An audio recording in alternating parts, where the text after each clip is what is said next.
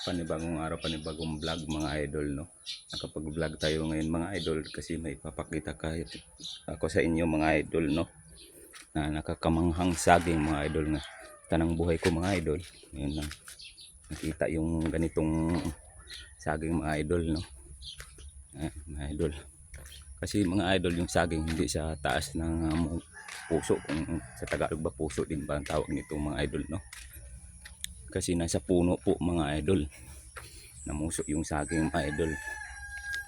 Yan mga idol, oh. Yan mga idol, yan ipapakita ko sa inyo mga idol, no. Di lang mamayabang dahil gusto ko rin na kayo nakakita na ba kayo ng puso ng saging na dito sa puno na mumuso mga idol, no. Yan mga idol, o sabihin nyo nilalagay ko lang yan mga idol, no. Yan po, dyan po talaga sila namuso mga idol. Yan puso ng saging yan mga idol. Yan saging. Yan, i-vlog ko lang ito mga idol kasi gusto ko mamamangha ba din ba kayo mga idol sa saging na ito mga idol, no.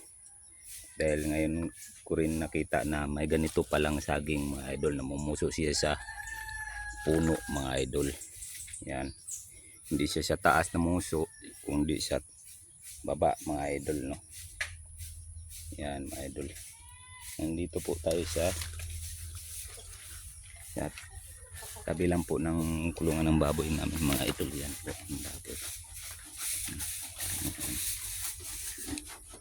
Yan,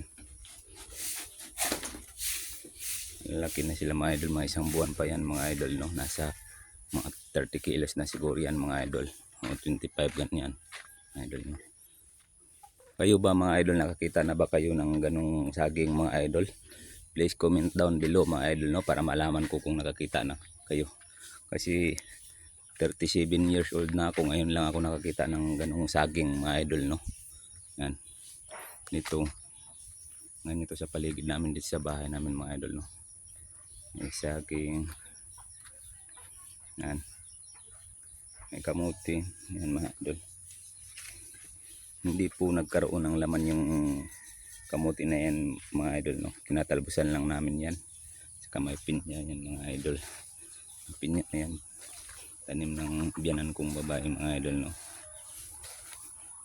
Nanay ng asawa ko mga idol, tanim yan. May saging pa mga idol, senyorita kung tawagin sa amin mga idol. Yan,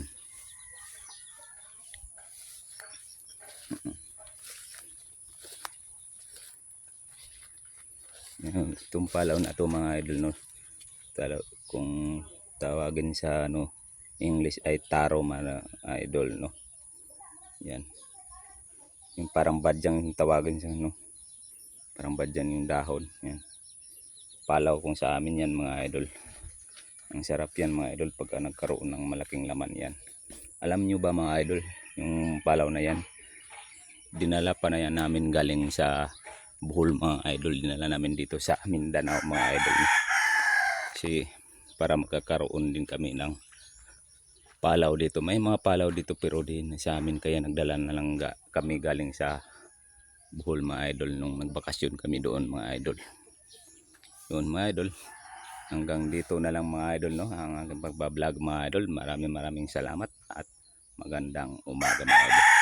Yun lang po ina-update ko sa inyo kung namamangha din ba kayo na mayroong ganong saging mga idol na namumuso sa puno, no mga idol.